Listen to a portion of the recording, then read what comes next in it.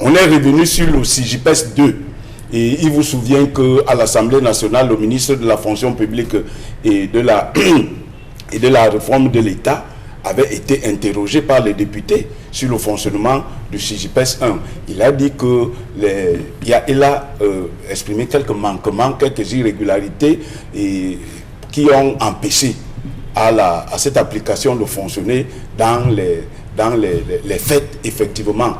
Donc, nous sommes en 2015. En 2015, on relance encore le CJPS en Formule 2, qui n'a toujours pas donné un certain nombre de résultats attendus. Aujourd'hui, on réveille encore, on parle encore de CJPS 2.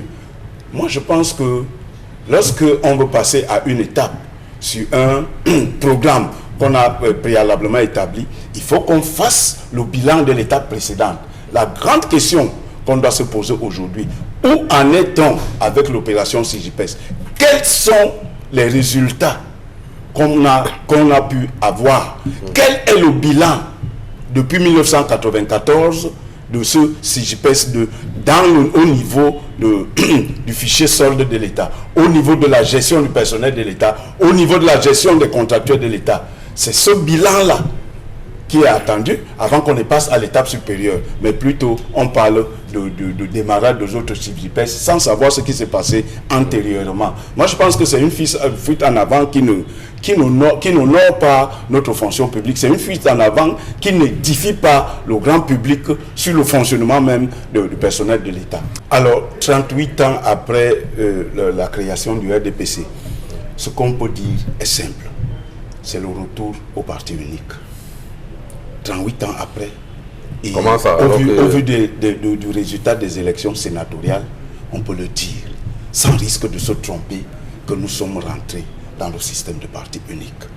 Il vous souvient que les électeurs, c'est-à-dire que ceux qui ont élu les sénateurs, sont les conseillers municipaux. C'est ce qu'on appelle ici les grands électeurs, c'est-à-dire les conseillers municipaux et les conseillers régionaux, et puis même les chefs traditionnels.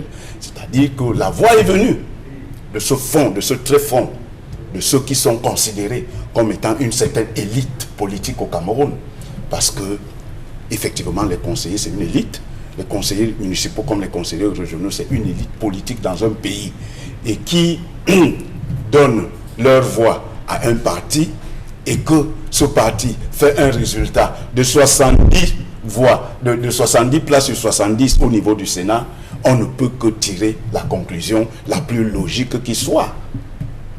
C'est le retour au parti unique. Maintenant, pour revenir à Saint-Éloi Bidoum, qui parle du parti des prévaricateurs de la fortune publique. Il a carrément rebaptisé le RDPC en rassemblement des pilleurs de la caisse. Alors, pour répondre, pour étayer ce que a dit Bidoum, Saint-Éloi Bidoum, qui est d'ailleurs un ancien membre du RDPC, qui connaît bien le fonctionnement de ce parti-là. Pour étayer d'ailleurs ses propos, il faut aller à Kondengi pour voir, il faut aller au tribunal criminel spécial pour se rendre compte que tous ceux-là qui sont convaincus de prévarication de la fortune publique sont effectivement des militants du RDPC. Il y en a même qui sont du bureau politique, c'est-à-dire le sein des saints du parti.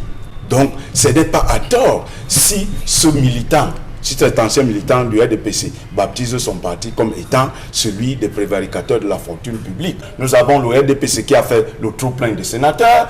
Ce déploiement horizontal va continuer avec les municipales, qui va faire certainement le trop-plein des communes.